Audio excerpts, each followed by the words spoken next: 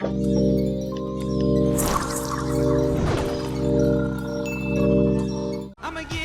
long as there'll be music, he'll be coming back again. Hi, I'm Rebecca Brayton, and welcome to WatchMojo.com. And today we're speaking with Backstreet Boy Nick Carter. You're gonna see that it's simply without me in your bed. Baby, you change your mind. How do you go about preparing for a huge tour like the NKOTBSB tour? Because I know you guys are going on your European leg pretty soon. This last leg, we were in rehearsals for about 2.5, 3 weeks, and constant dance rehearsals, constant band rehearsals, and that's how we do it. And the process between the two of us is, New Kids on the Block, they do their performing and they do their practicing, and then we do ours, and then we combine them, and then we have two choreographers.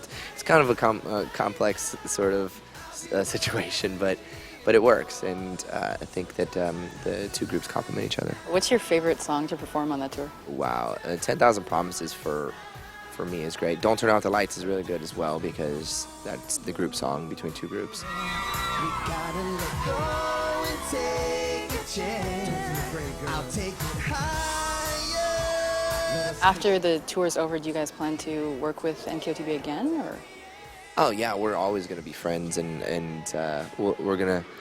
I think that that's a relationship that I think will always be there, and if we decide we want to do something in the future, another album, more singles, more tours, we'll see what happens.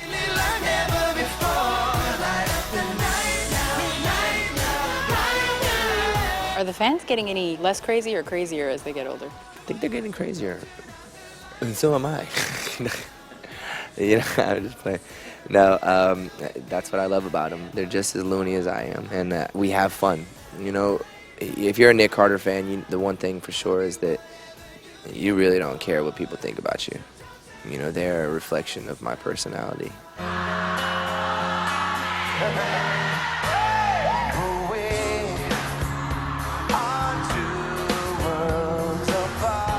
How would you say touring has changed, from when you first started out? Because, you've basically grown up on stage, so. There are times when you have to check yourself, and, that feeling of jaded could, maybe creep in if you're not careful, and you just have to find new ways to keep yourself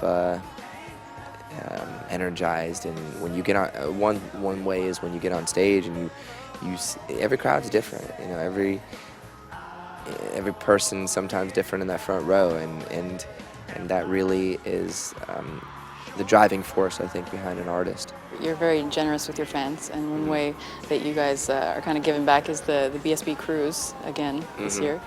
Do you want to tell us a bit about kind of what a fan might expect from a day on the cruise? It's hard to explain. There's this saying that's in Vegas, what happens in Vegas stays in Vegas. I guess you could say what happens on our cruise stays on the cruise. So, it's wild.